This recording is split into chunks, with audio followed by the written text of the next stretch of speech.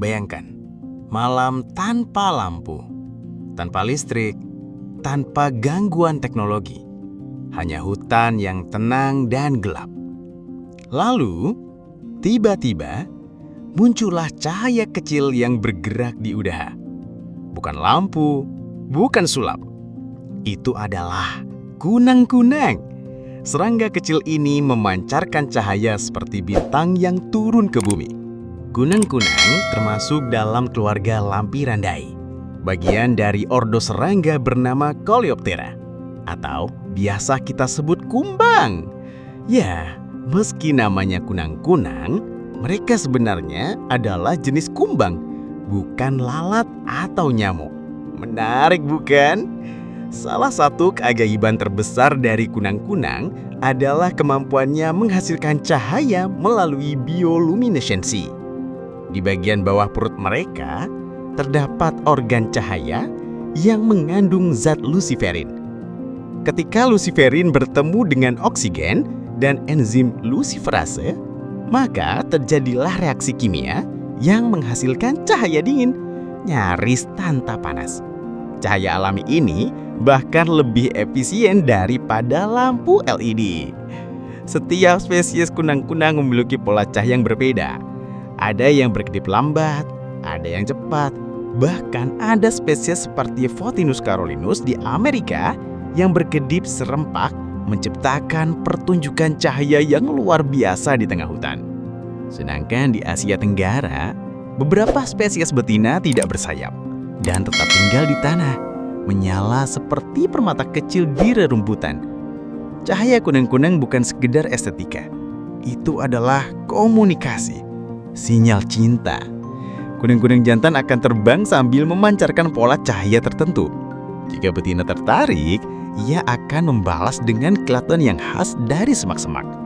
Setelah proses perkawinan, betina akan bertelur di tanah lembab. Dari sana, menetaslah larva yang hidup di bawah tanah selama berbulan-bulan. Bahkan hingga 2 tahun, menjadi predator ulat dan siput kecil.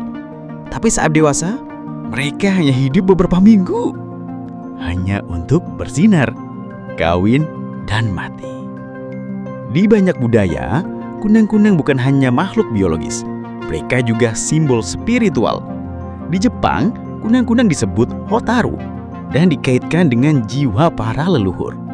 Dalam puisi dan film, mereka sering digambarkan sebagai lambang kenangan dan kerinduan. Di Indonesia, sebagian masyarakat percaya buah kunang-kunang adalah roh gentayangan atau pertanda magis.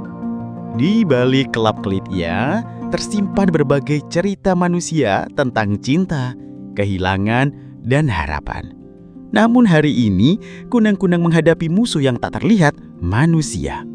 Urbanisasi, polusi laki, penggunaan pestisida, dan perubahan iklim telah merusak habitat alami mereka. Banyak daerah yang dulunya dipenuhi cahaya alami kini sunyi dan gelap. Bukan karena malam, tapi karena kunang-kunang telah pergi. Polusi laki adalah ancaman besar. Kunang-kunang bergantung pada kegelapan untuk melihat dan memahami sinyal cahaya pasangannya. Lampu jalan, rumah, dan kendaraan menciptakan gangguan optik yang membingungkan mereka. Mereka bisa gagal kawin atau bahkan berhenti bercahaya sama sekali. Tapi belum terlambat. Kita bisa membantu. Matikan lampu taman di malam hari. Kurangi penggunaan pestisida. Biarkan sebagian halaman rumah tetap alami dan lembab. Dan yang paling penting, beri ruang bagi alam untuk bernafas. Karena saat kunang-kunang bersinar, itu bukan hanya tanda mereka hidup, tapi juga bahwa ekosistem di sekitarnya sehat.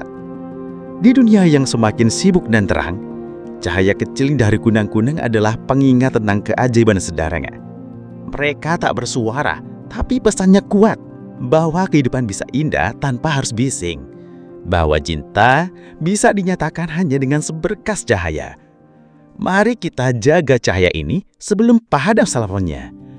Jika kamu suka pengetahuan tentang hewan dan alam, jangan lupa like, komen, dan subscribe channel ini ya.